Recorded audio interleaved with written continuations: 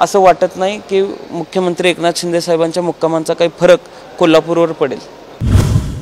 कोल्हापूर लोकसभेच्या निमित्ताने आम्ही सगळे कोल्हापूरला आलेलो आहे, पण एकूण महाराष्ट्रामधली परिस्थिती लोकांना आत्ता असलेल्या शासनाबाबतीत प्रचंड चीड हे आम्हाला बघायला मिळते।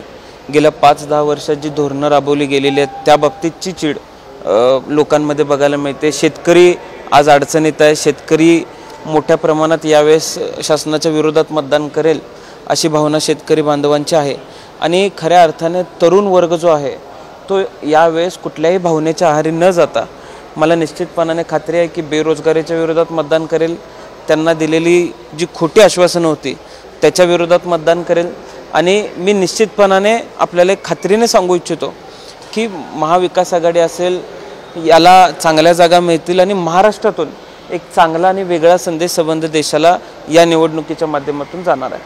कोल्हापूरमध्ये शाहू छत्रपती निवडणुकीच्या नरेंद्र मोदींनी काल कोल्हापूरमध्ये सभा घेतली, काय फरक पडेल असं वाटतं? आता शाहू छत्रपती असतील किंवा गादीला असेल, विरोध करण्यासाठी या देशाच्या स्वतः पंतप्रधानांना इथं कोल्हापूरच्या या भूमीमध्ये यावं लागतं।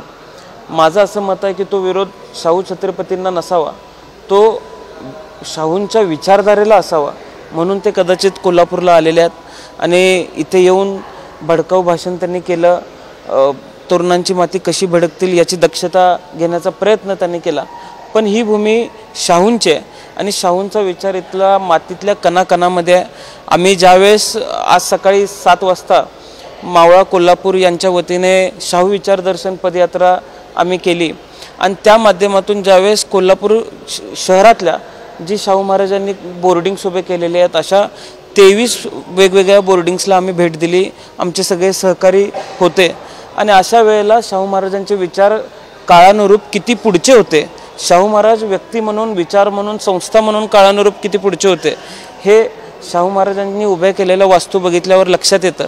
त्यामुळे इथल्या लोकांचा शाहू महाराजांच्या विचारांवर विश्वास आहे आणि तोच विश्वास शाहू छत्रपतींच्या माध्यमातून लोक व्यक्त करतील असा विश्वास आहे। सांगलीमध्ये महाविकास आघाडीकडून चंद्रहार पाटलांना उमेदवारी दिली असली तरी आता काँग्रेसचे लोक उघडपणे जयंत पाटलांचं नाव घेतात। या सगळ्यामध्ये काँग्रेसकडून ही जागा गेली त्याला जयंत पाटील जबाबदार आहेत असं आरोप होतो। नाही, मला असं बिलकुल वाटत नाही। एक विषय असा आहे की काही गैरसमज एका कुटुंबामध्ये नवरा बायको जरी एकत्र राहत असले तरी त्यांचीही भांडणं काही गोष्टींवरून होत असतात, पण ते बोलल्यावर मिटत असतात असं मी ऐकलं आहे।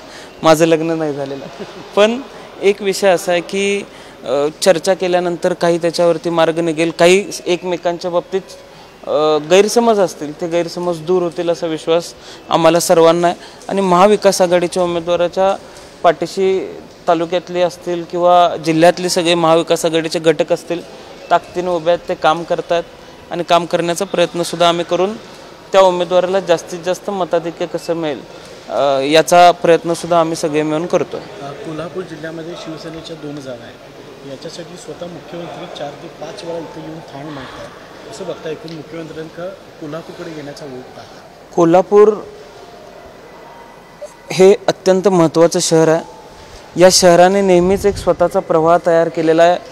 महाराष्ट्रामध्ये जे काही आजपर्यंत राजकारण आपण होताना बघतोय, जे कोल्हापूरमध्ये पेरलं जातं ते संबंध राज्यामध्ये विकलं जातं आणि अशा पद्धतीचं हे कोल्हापूर शहर आहे। विचारांच्या माध्यमातून शाहूंची भूमी असल्यामुळे अत्यंत महत्त्वाचं शहर हे आहे आणि इथं लोकांचं दरडोई उत्पन्न चांगलं आहे, इथं लोकांचं उत्पादन शेतीच्या मालाचं असेल किंवा दुधाचं असेल हे चांगलं आहे।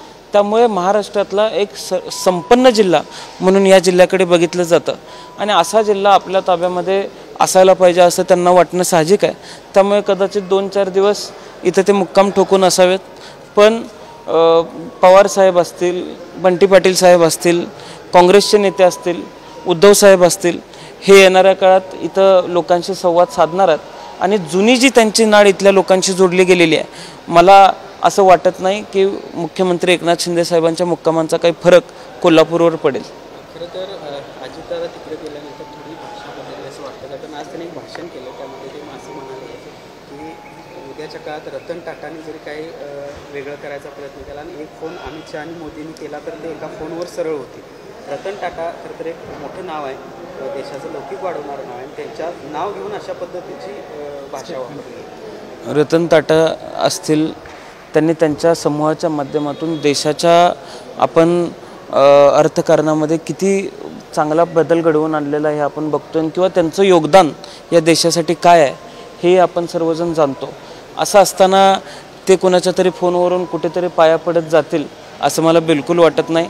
रतन टाटांच्या एकूण आजपर्यंतच्या दानशूराच्या बाबतीत आपण जर गोष्टी ऐकल्या, आपण जर किस्से ऐकले, तर या देशातल्या प्रत्येक नागरिकाला त्या व्यक्तिमत्वाबद्दल एक आदर आहे. म्हणजे जी काही 3-4 प्रमुख नावं आपण घेतो त्यात रतन टाटांचं नाव खूप रिस्पेक्टफुली घेतलं जातं. आता ज्यांचं घेतलं जात नाही ते का वाकत जाणार नाहीत, किंवा कदाचित त्यांना वाकत जायला तिथं फोनची आवश्यकता नसावी असा अर्थ कदाचित दादांच्या बोलण्याचा असावा. त्यामुळे रतन टाटा साहेब हे स्वाभिमानी आहेत आणि निश्चितपणाने त्यांचं योगदान फार मोठं आहे. आणि इतक्या मोठं योगदान असलेल्या माणसाबाबतीत म्हणजे मी ते स्टेटमेंट अजून ऐकलेलं नाही, पण तसं स्टेटमेंट केलं असेल तर ते मात्र योग्य नाही हे लोक दाखवून देतील. देश विदेशातील प्रत्येक घडामोडींचे लाईव्ह अपडेट मिळवण्यासाठी आता साम टीव्हीच्या सर्व सोशल मीडिया प्लॅटफॉर्मला लाईक, फॉलो आणि सबस्क्राईब करा. तसंच सर्व नोटिफिकेशनसाठी बेल आयकॉन प्रेस करायला विसरू नका.